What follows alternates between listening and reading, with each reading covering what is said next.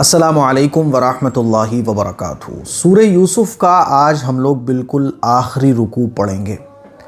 جیسے کہ آپ لوگوں کو پتہ ہے کہ سورہ یوسف کیوں نازل ہوئی تھی، کیونکہ مشرکین مکہ نے یہودیوں کے ساتھ سانٹھ گانٹھ کر کے کہ کیسے ہم محمد صلی اللہ علیہ وسلم کو ایسے پھنسائیں کہ یہ اس سوال کا جواب ہی نہ دے پائیں، یہ ہر سوال کا جواب دے دیتے ہیں۔ تو یہودیوں نے کہا کہ یہ پوچھو کہ بنی اسرائیل مصر کیسے آئے، کیونکہ اس واقعے کے بارے میں یہودیوں کے علاوہ، اور یہودیوں میں بھی عام لوگوں کو نہیں، ان کے علماء کے علاوہ کسی کو بھی اس واقعے کی خبر نہیں تھی۔ تو اب یہ پورا واقعہ حضور علیہ الصلوۃ والسلام نے مشرکین مکہ کے مطالبے پر پورا واقعہ A to Z بیان کر دیا۔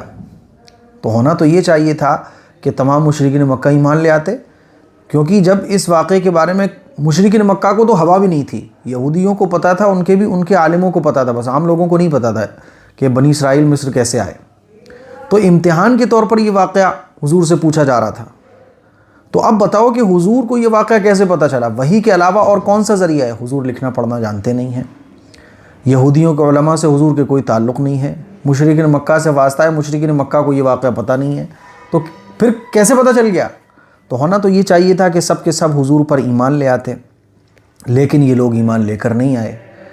اور پوری یہ غیب کی باتیں ہیں، اللہ نے بیان فرمایا کہ ذالک من انباء الغیب نوحیہ الیک، یہ غیب کی باتیں ہیں جس کی ہم آپ کی طرف وحی کر رہے ہیں، اور اس پر کوئی معاوضہ بھی آپ ان سے نہیں مانگ رہے ہیں۔ تو ہونا تو یہ چاہیے تھا کہ یہ لوگ ایمان لے کر آ جاتے، لیکن یہ لوگ ایمان لے کر نہیں آئے۔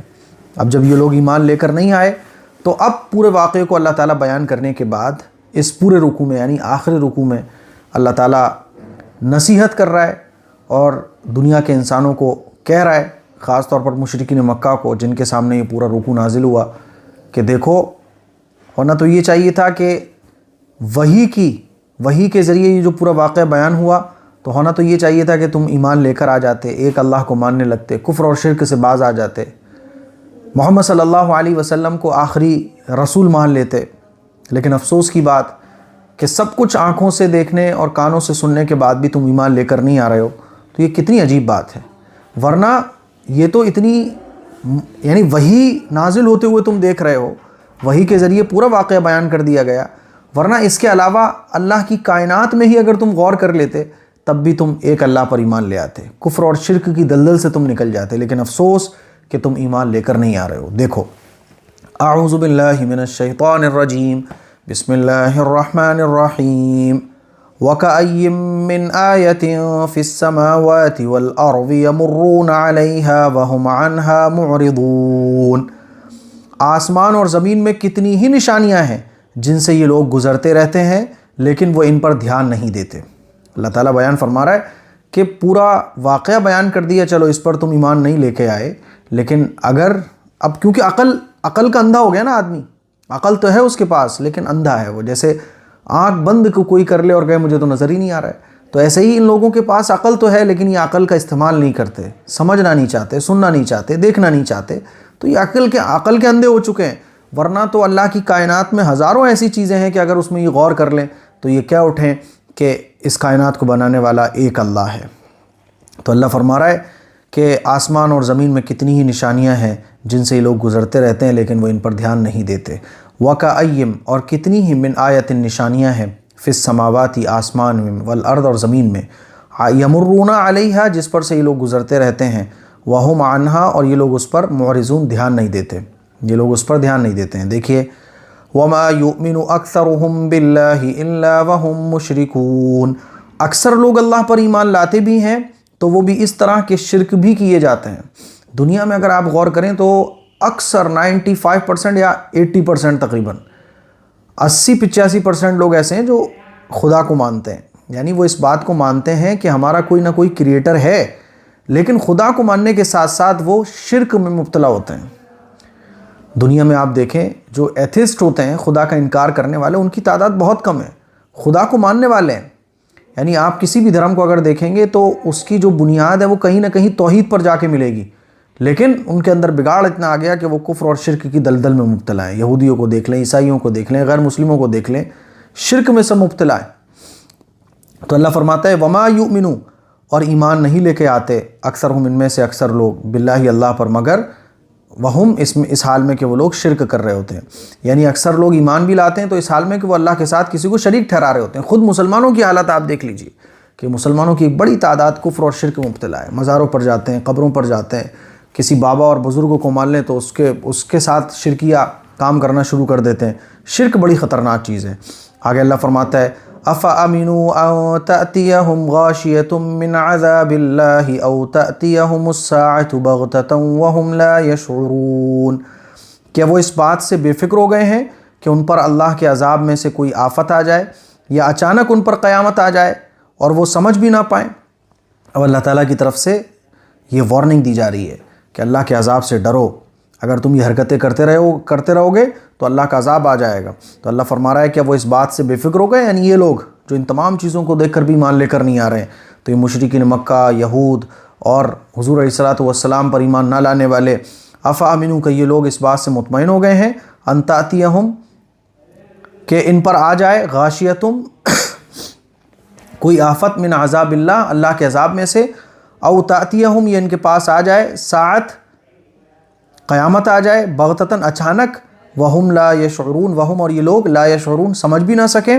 آگے دیکھیے، قل هذه سبیلی ادعو الی اللہ، آپ کہہ دیجئے یہی میرا راستہ ہے کہ پوری بصیرت کے ساتھ خود میں بھی اللہ کی طرف بلاتا ہوں اور میری پیروی کرنے والے بھی، علی بصیرۃ انا ومن اتبعنی، پوری بصیرت کے ساتھ میں خود بھی تمہیں اللہ کے راستے کی طرف بلاتا ہوں اور میری پیروی کرنے والی یعنی صحابہ اکرام، وَسُبْحَانَ اللَّهِ وَمَا أَنَا مِنَ الْمُشْرِكِينَ، اور اللہ کی ذات پاک ہے اور میں شرک کرنے والوں میں سے نہیں ہوں۔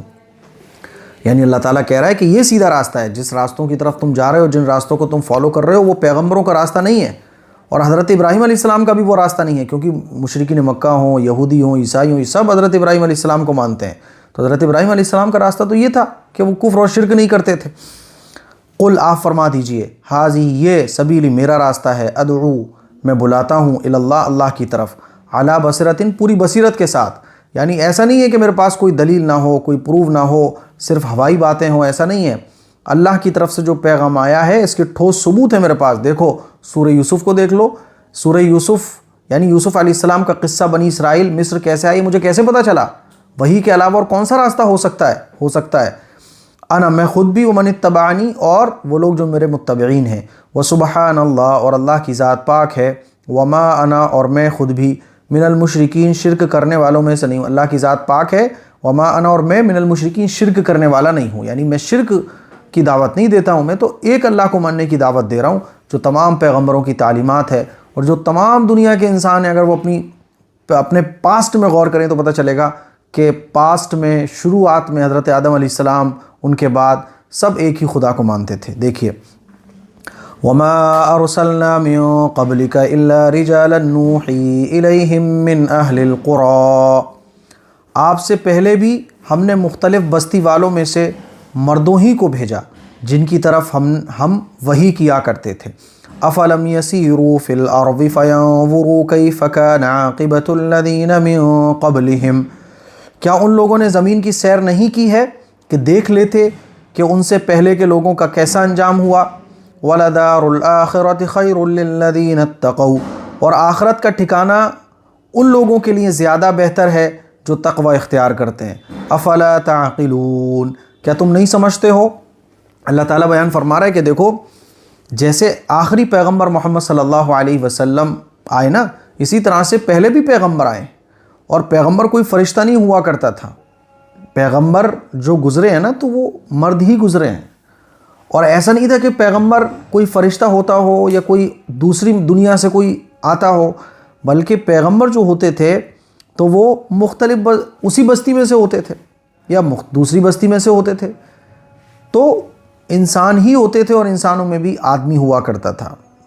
پیغمبر اللہ تعالیٰ کی آدمی کوئی بناتے ہیں، عورتوں کے اوپر اللہ تعالیٰ نے ذمہ داری نہیں ڈالی۔ اب پیغمبروں کو جنہوں نے جھٹلایا ان کا حشر کیا ہوا؟ تم زمین میں چلتے ہو، دیکھو زمین پر جا کر کہ جھٹلانے والوں کا انجام کیا ہوا۔ دیکھو صالح علیہ السلام کی بستی کو، قوم سمود کو دیکھ لو، قوم عاد کو دیکھ لو، ہے نا۔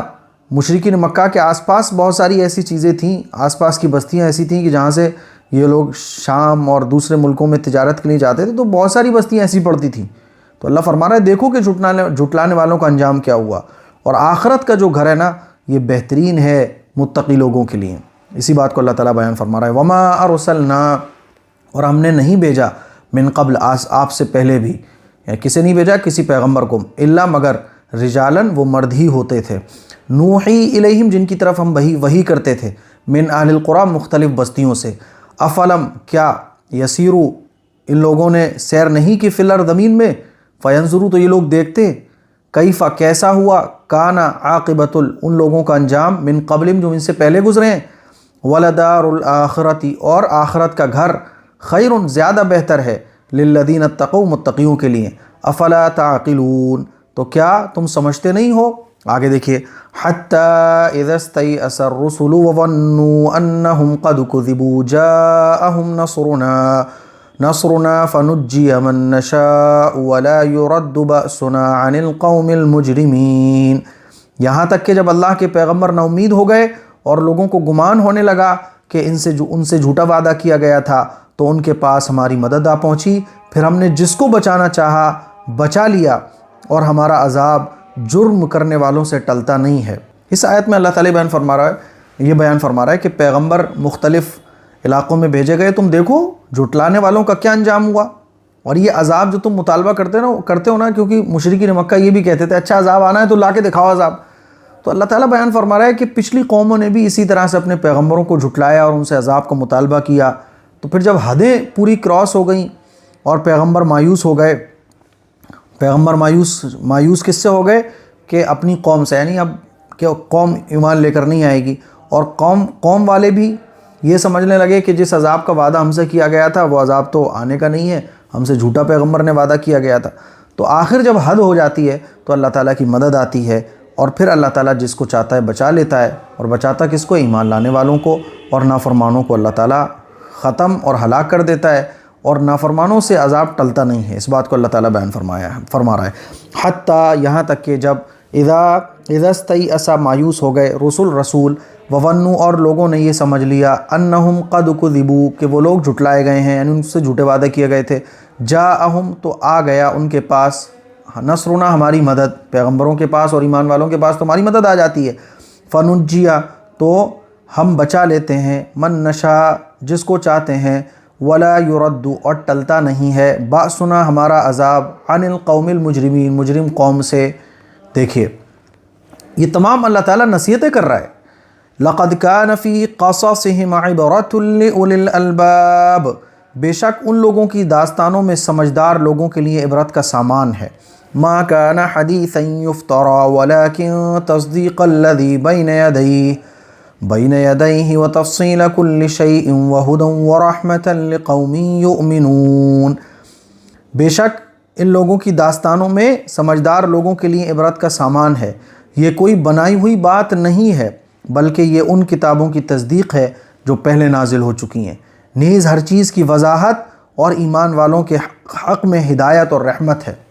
اللہ تعالیٰ اس بات کو بیان فرما رہا ہے کہ دیکھو ان تمام واقعات میں، یعنی اگر کوئی عقل کا استعمال کرے تو سوچے گا کہ تمام واقعات جو قرآن مجید میں بیان ہو رہے ہیں، خاص طور پر سورہ یوسف، یہ کیسے پتہ چلی محمد صلی اللہ علیہ وسلم کو؟ یقیناً یہ وحی کے ذریعے پتہ چلی ہے.